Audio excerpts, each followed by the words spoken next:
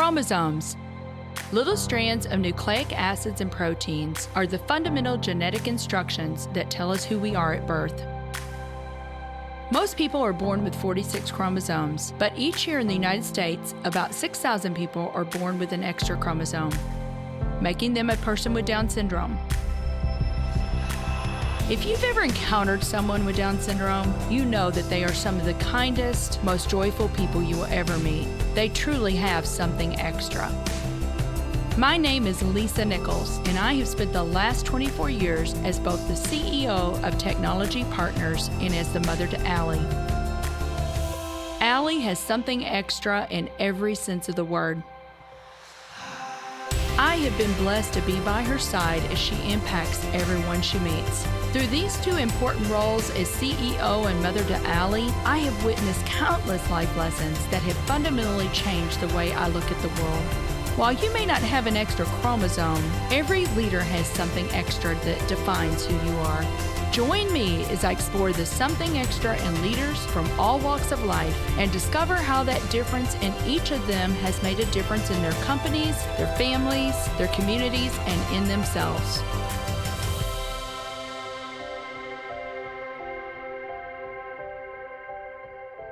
I am thrilled to have Frank Bell on the show today. Frank is the founder of InspireCIO Leadership Network. If you like this episode today, please go to Apple Podcasts or wherever you listen and leave us a 5-star rating. So Frank, welcome to the Something Extra podcast. I've really been looking forward to having you on the show. Well, I'm excited to be here. Thank you for the invitation. So just to kind of start out here, you and I are connected in several ways. I mean, we're both YPOers. And for our listeners that don't know about YPO, Young Presidents Organization, global organization of leaders, we're also connected through Inspire, and we're going to talk a lot about that. Yeah, it's kind of funny how your path in life sort of takes you to meet very interesting people that oftentimes you find that you are so well connected to, and you never knew it until you had that conversation. It's exciting. Well, I'm looking forward to discovering how else we're connected. But now I know you're in Atlanta. You're in Atlanta today. I'm in St. Louis. Did you grow up in Atlanta? I know you went to university in Florida. You went to Stetson. I grew up in Atlanta, a fifth generation Atlantan. Although I did go to college in Florida, I consider Atlanta home, and parents and grandparents were all born and grew up in Atlanta. But you know, Frank, before we really get started, I told you I kind of want to dig into this about your grandfather. Your grandfather is L. Allen Morris, and you talk about him, and he was a huge influence in your life and bought you your first Apple computer. Can you tell us a little bit about your grandfather? He was my hero. I was the first grandchild, and so I got him all to myself for the first 4 or so years of my life. And I couldn't remember the name for grandfather, so I referred to him as my big daddy because he was large stature and older and a great grandfather in so many ways. He was one of the very first members of YPO and was the chairman of that Florida chapter very early on in life. And I knew a whole lot about YPO from his experiences and then my uncle's experiences over the years. And so when I started Intelenet as an IT consulting firm in the early 90s, one of my bucket list goals was to grow that to at least 10 million in revenue and 50 employees, which were the two requirements at the time. They've changed since, to earn that YPO status. It was much easier to earn the revenue than it was to hire 50 people. Yes. But once in YPO, I have cherished that organization and its commitment to helping members build community and build relationships with other business leaders. That has been incredibly valuable exposures to, and some of YPO members are some of my best friends. Well, that's going to come into play later, even with what maybe inspired you a little bit about what you're doing today. As I was kind of digging into your grandfather, you describe him as generous, creative. He was a big thinker, endless resourcefulness. And he founded the L. Allen Morris firm, which is a huge real estate. And we'll talk a little bit more about that. But what really just got me is I know Alan's daughter, Liesl, has kind of said a very similar thing about L. Allen Morris that you just said about your grandfather. You guys share the grandfather. But here's what she said, that one time when she was a little girl, she'll never forget being in her grandfather's office And he told her, "You are one of the brightest little kids I know. When you grow up, you can be anything you want to be." And she said that that set her on a trajectory for her life. Just those words from her grandfather. Words matter. The things we say to our kids, to our spouses, to others, that we believe in them and that we trust them and that we love them, can take people a long, long way. They really, really can. I mean, they can take people a long way. They can change someone's life, truly. So the lesson there is we need to be careful with our words. So I got so intrigued by this. I kind of felt like I was doing ancestry.com or something, Frank, on this. But your great great grandfather was Jack. And I read this story about L. Allen Morris. They were hunting. L. Allen Morris was a scout at the time. And he told your great grandfather, he goes, I really haven't been putting that much into it. And your great grandfather said, anything worth doing is worth doing well. You said that's even kind of a family motto that has been passed down. You guys have now had 4 generations of Eagle Scouts. I don't know. The legacy there is just so intriguing to me. It's really cool. We've since worked that saying a little bit in the family to say anything worth doing is worth overdoing. Yeah, that's awesome. Well, let's fast forward to Intellinet, because you've already alluded to that. You founded Intellinet. You ran that firm for 25 years. But I did read, Frank, that you guys got 75 worldwide, national, and regional awards that Intellinet has been given since 1993 when you founded the company. So that's just crazy. But you talk about being very purpose-driven with a deep commitment to values creation. Can you tell us a little bit about the culture there? What inspired you to found the company? What were you thinking in terms of what you want this to look like? Why has it been so successful? When you think about, a lot of people think about technology, they think about the bits and the bytes. But ultimately, the value from technology comes when it helps people. And so when you build a firm that is about helping people, and it helps them on the micro level to learn how to code or to learn how to project manage or learn how to deliver a solution for a client. But then that solution is helping the employees at that organization to serve their customers or to make money or to build value. Ultimately, any technology that doesn't help people is not particularly helpful. So when you realize it's a people business, technology is simply the thing that you're working on. But it's a lot like construction. You conceive of a plan, you build the plan, you manage the plan, you figure out what's the next thing you're going to build. Yeah, and I know that you even said, like, when your grandfather gave you that Apple computer, that really, you did see technology as a way to improve lives, and that's our tagline. Frank, there's another thing you and I are connected on. Our tagline is together we are improving the world by harnessing the power of technology. That Apple II computer showed up unannounced one evening on the front doorstep of my house when I was in 7th or 8th grade. And I was like over the moon. I had a friend that had an Apple II and would go over to his house all the time, and we would play games on it and we'd code things and we'd get in all kinds of trouble. My grandfather was an avid investor outside of his real estate investments. He taught me to manage his portfolio, or not his complete portfolio, but a portfolio of stocks that he sort of assigned to me to log into Dow Jones and to print out reports and graphs and charts. And if you don't have a problem to solve with a computer, it's like having a toolbox and nothing to build. You learn to use the tools in the process of solving a problem. So it really helped me kind of discover, how to make the computer usable from the time that you started it up to a menu of programs. And it just sort of fascinated me that technology had the potential to change the world at a very young age. So I was really drawn in it. He planted the seeds of my technology beanstalk for sure. I just love that. What a beautiful story. So I have to ask you though, how did you do with his little chunk of portfolio? Did you do well for him? I didn't. I made no decisions about the investments. I simply sort of managed the performance and printed out really cool charts and graphs. So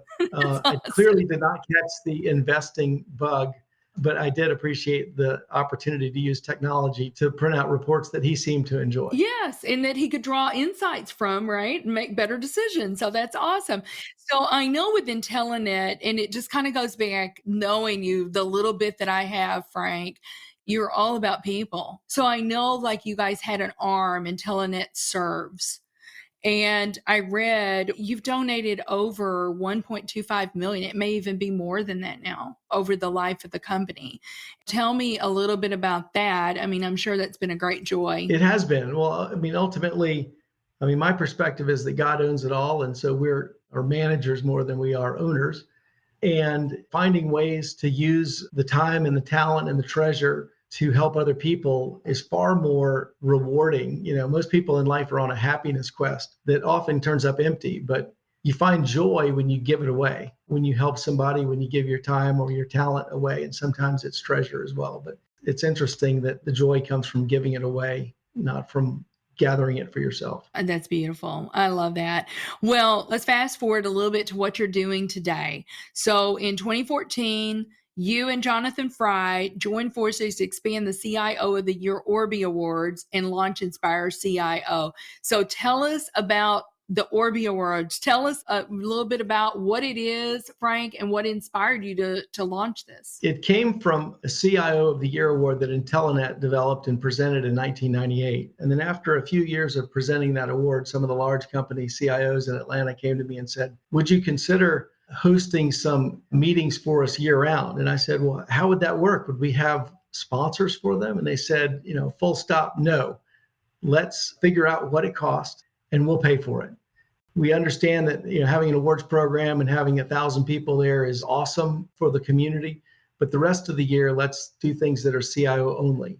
So we came up with 2 criteria to become a member of this Georgia CIO Leadership Association. And much like YPO, it was that you had to be the top technology decision maker, and then your organization had to have at least 100 million in revenue.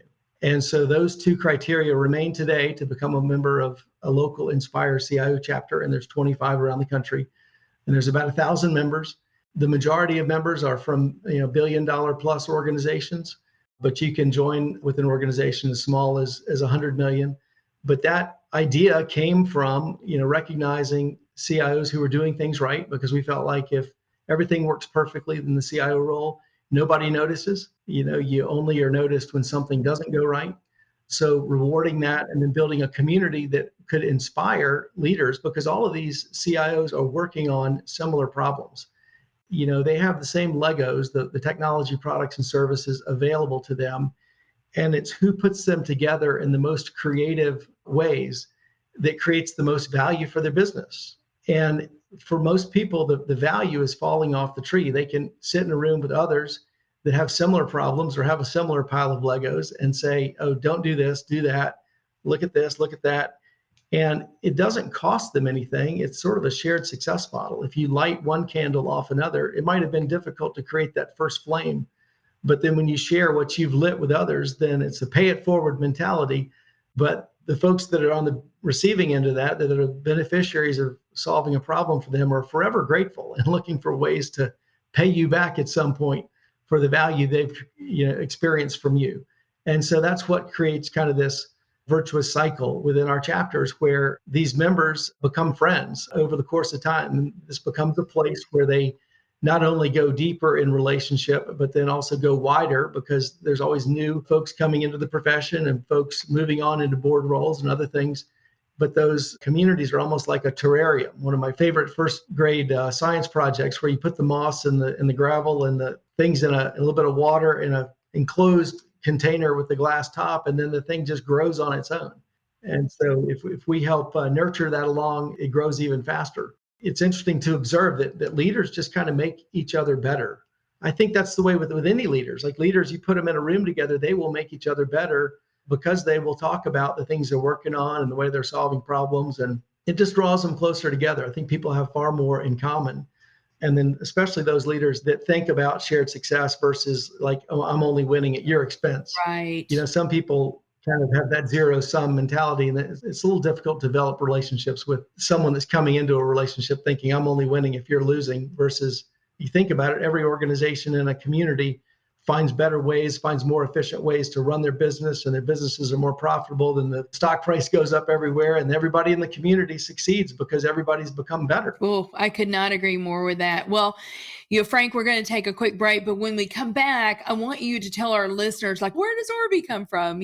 So we'll talk a little bit more about that and the opportunities by being in this community. But we do need to take a quick break, and we'll be right back with Frank Bell.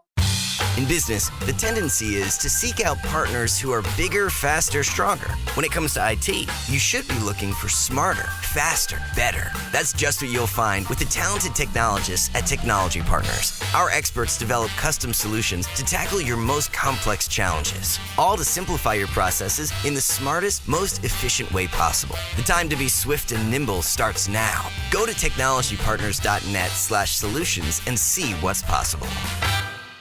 So welcome back to the Something Extra podcast with Frank Bell. So Frank, I'm so excited about this because we just launched a chapter here in St. Louis last year with InspireCIO. I was thinking as you were talking before, a phrase that I've heard even now, like with our CIOs, is the answers in the room. Yeah, that's right. Somebody in the room has gone through what you are potentially getting ready to go through. I mean, iron sharpens iron, Frank. I mean, we need one another to be better. Tell us some of the things that the CIOs can get involved in. Talk a little bit about the Orbeez, the national awards, if you would, and then we'll talk about a few other things. This CIO leadership existed only in Georgia for about 15 years. And then, Brian Shield, who was the CIO at the Weather Channel, one of the founding members of the Georgia organization, went to Boston, won a World Series ring in his first season, and then called me and said, hey, I've got this great World Series ring, but I feel like I lost all my friends. I'm still having to call all the CIOs down in Atlanta to collaborate and share ideas and best practices. Would you come to Boston and create a Boston CIO chapter? We didn't exactly know how this was going to go. And we thought, well, at least the guy with the World Series ring on his finger can take the blame for it if it doesn't work. We partnered with the Boston Business Journal, and then all of a sudden the Boston CIO of the Year Awards was born. Then a number of prominent CIOs in that community who prior to the awards expressed great skepticism about this approach, said people in the South are not like the North and we're busy, there's plenty going on, and I don't think this is a good idea. All of a sudden changed their mind and said, okay, well, this sounds different. We like what this is and we're going to be a part of it. And they discovered that, yes, indeed, the answer is in the room. And there's no textbook for how to be a great CIO because everybody's making it up on their own. And they're putting the Legos together in unique ways to create value for their organizations. Once that organization started, then we expanded to the other 23 cities, now 25 cities total over the past 7 years. And it's been a wild ride. It's been really fun to see this thing work in so many places and to create so much value. I got a note from a Fortune 500 CIO just last week who said, thank you for creating InspireCIO. It has made me a better CIO, and I'm grateful for the opportunities to give back and to inspire other leaders in our chapter. This summer, we are having our first ever national member conference and national Orby Awards in Atlanta, Georgia on July 27th, and where we'll honor the 48 national Orby finalists, as well as bring together about 200 InspireCIO members from chapters across the country. Well, I know the chapter here, Frank, there is something going on every month. So last week, there was insider event at the St. Louis Zoo. I mean, there's a member breakfast coming up. McCarthy Construction here is going to host, I believe, in June. So I think it's wonderful that you've convened this, for this group, because to your point, oftentimes they don't get the recognition that they really deserve. I mean, without our technology, none of us are going to continue to be relevant, much less thriving, right? There's a whole lot of hard work that happens behind the scenes to keep everything working. And the leaders and the teams that make that possible, around the world, literally, are pretty incredible. So you host all these events, you host these Orby Awards, and where does Orby come from? When Jonathan Fry walked in my office in 1998 and said, we have this great idea, we're going to create the CIO of the Year Award, and we're going to present the first Georgia CIO of the Year, I said, well, go design a cool trophy, and make it nice. And the team designed this stainless steel and glass crystal with rings around the top. And the orbits of the rings is what sort of defines the name of the trophy. Just like the Grammy is a gramophone, the Orby represents the orbits. And if you think about it, and people say this, who's in your orbit? Mm-hmm. Yeah, it's a really nice trophy. It's a heavy trophy. So you do all these events. What do you do when there's a pandemic and you no longer can do these in-person events? Well, that was a shock, right? We had some big growth planned for 2020, and when you put everything on hold and realize like, hey, we've got to figure this thing out. I guess it pays to have a 20-year history in software development and IT consulting, Yes. because that is a problem that needed to be solved. And as I like to say, necessity is the mother of invention.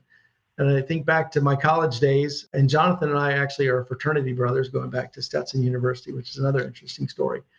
But I think back in college, we made actually like a race car out of a shopping cart, because at least it had four wheels and it went straight and had a handle to push it. In a soapbox derby, I think that was where we started. It was something that already rolled.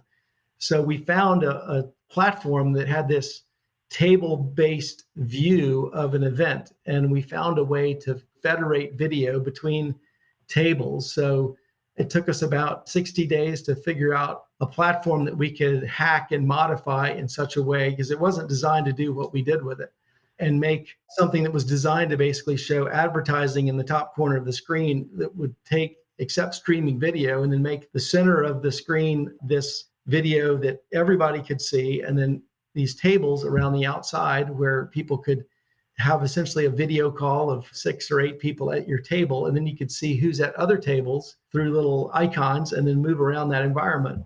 And so we named that environment, that platform, Imaginate. And so Imaginate has been used not only to produce about 200 events during the pandemic, but continues to produce events now that we have distributed workforces and people, working from everywhere. You still need to have team meetings. And the challenge with Zoom, which I love, and it's something I spend the majority of my time on, only one person can speak at a time. It makes it very difficult for a large room to stay engaged, because people like to talk and they like to interact with each other. And so when you create an environment like Imaginate, where you've got tables of 4, 6, 8 people, then you can see each other and you can have your individual conversations. And just like at a table in a big ballroom, you can be rude and talk during the program. But you can all experience what's going on the stage, but then you can move around and talk to people, at least make side comments and say like, oh yeah, I'm glad this person won, or, oh, I wish this person had won. You can interact and be very engaged with people at your table, or go to another table and enjoy an event together. And so that was a fun problem to solve. Such a robust platform. I mean, we've been to several of those Orby Awards through the Imaginate platform, and you can not only just move tables, you can move floors. It's almost like a convention center. There's floor 1, floor 2, floor 3, if you have a really large event. Yeah, it's about 100 people per floor and about 1,000 people in the event. So there's 10 floors. So I'm going to do a really quick little lightning round with you here, and then we'll talk about something extra. What have been some of your key leadership lessons that you've learned along the way? Building a great team, attracting and developing great people is going to be the key of any successful enterprise. And having a set of core values so you can communicate, what's important and how you're going to operate, and delivering against those values is what makes teams work well. People are the key to any enterprise being successful. And so finding great people is absolutely paramount. Yeah. Are there any things that you know now that you wish you'd known in 1993? A consulting firm business was a great thing to kind of get started with. But, I was told at the time it's the young man's business. And it took me about 20 years to realize what that meant, which is that it can be exhausting, when you have to hit the revenue odometer reset every year, and then having a business that has the ability to kind of stand on the shoulders of what you did the year before is a far better approach to making a bigger impact. One of my favorite books from about 20 years ago, called Blue Ocean Strategy, that became a book about this idea that, you have a choice. You can exist in a red ocean where there's lots of competition, and then people usually resort to lowering prices, and that becomes bloody water that's all red. Or you can move over to a blue ocean where there is, a different approach. And so I have been very interested in going to places where other people are not, and trying to try new things, or, go to places and try things in different ways. I'm very uninterested in doing the same things that other people are doing. I'm very interested in doing something that's new and different. Oh, I love that. And there's only about 10,000, 12,000 companies like Intellinet and Technology Partners in the United States. So, just a little bit of competition, right, Frank? Yeah. But there are ways, like, as you've discovered, by having a great network of relationships and being a trusted provider, you're going to be picked all the time over the low-cost provider because people trust you. Absolutely. Yeah, trust is everything. So what is your definition, Frank, of success? My definition is to be rich in relationships. To be rich without relationships sounds very tragic. To have everything you ever wanted, but then not to have relationships with your spouse or with your kids or with your friends or with your family would be terrible. And so it's far better to be rich in relationships and to be able to do life with the people that inspire you. So that's the advice I would give to anybody. And if you do what everybody else is doing, you're going to get what everybody else is getting. Find something unique to do, and you'll probably get some different results than everybody else is getting. And chances are it's going to be better. And do it with people that you love, right? That's right. And if you do things you love and do it with people you love, you'll never work a day in your life. That is so true. One more question. How do you stay grounded and energized? Because this is not easy. I mean, being an entrepreneur or running businesses, it's not easy. How do you personally stay energized and grounded, Frank? Well, my favorite activity in any business is either being with one of our team members where I'm in sort of mentoring or, showing them what we do, or being with a room full of CIOs to build relationships and bring them together and kind of show them what's possible. Interacting with people is what inspires me. And so if I ever feel a little disconnected, it's probably because I'm working alone. So I would really prefer to spend all my working hours with people and coaching them or directing them or inspiring them with something I know that maybe they don't know. Oh, that's beautiful. I love it.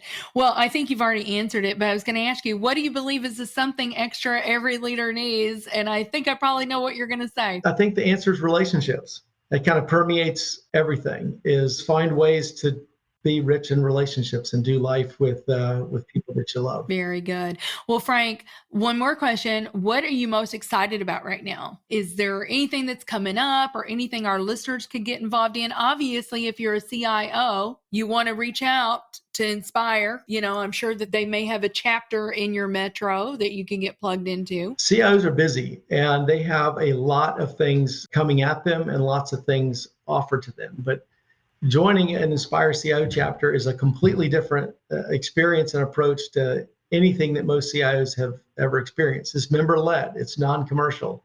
And so the chapters only do things that the members want to do. So it's not a place where somebody takes the mic and blah, blah, blahs about things that may or may not be relevant to them. It's very much member-hosted events at places that you normally wouldn't have access to, talking about things you wouldn't normally hear about. And I think those inspire people. I'm really excited about our first ever national member conference, Converge 22, which is this summer in Atlanta, Georgia, and the opportunity to bring members from 25 chapters together for a couple of days. And we have well over 150 registered for that and room for just a few more. And that's going to be fun. And that event, parts of that event at least, are going to be streamed live in the Imaginate platform to all Inspire members. So those that can't make the visit to Atlanta will have the opportunity to experience that through a live leadership unscripted lunch one day with a Fortune 500 CEO, as well as the live Orby Awards, National Orby Awards on July the 28th, a Thursday night, July 28th. So that's what I'm excited about. And I think people will experience a CIO conference unlike anything they've ever seen before. It just sounds amazing. I know it's going to be a fantastic event, Frank. Well, listen, thank you so much. I know how busy you are. So I just appreciate so much you taking the time to be on the Something Extra podcast today. I know that our listeners are going to just enjoy gleaning all of your insights and wisdom. It's going to help them on their own journey. So thank you for investing in people. Well, thank you for the opportunity to share my story. Appreciate it. Thank you for listening to today's show. Something Extra with Lisa Nichols is a Technology Partners production. Copyright Technology Partners, Inc. 2019. For show notes or to reach Lisa, visit tpi.co/podcast. Don't forget to leave a review on Apple Podcasts, Google Play, or wherever you listen.